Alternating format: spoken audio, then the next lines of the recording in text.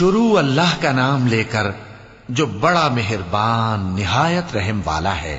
جو لوگ کافر ہیں یعنی اہل کتاب اور مشرک، وہ کفر سے باز رہنے والے نہ تھے یہاں تک کہ ان کے پاس کھلی دلیل آ جائے، یعنی اللہ کا ایک پیغمبر جو پاک اوراق پڑھ کر سناتا ہے جن میں مستحکم آیتیں لکھی ہوئی ہیں، اور اہل کتاب جو فرقوں میں بٹے ہیں تو دلیل واضح کے آنے کے بعد ہی بٹے ہیں، حالانکہ ان کو حکم تو یہی ہوا تھا کہ اللہ کی عبادت کریں، اطاعت کو اسی کے لیے خالص کرتے ہوئے یکسو ہو کر، اور نماز قائم کریں اور زکوٰۃ دیں، اور یہی مضبوط اصولوں والا دین ہے۔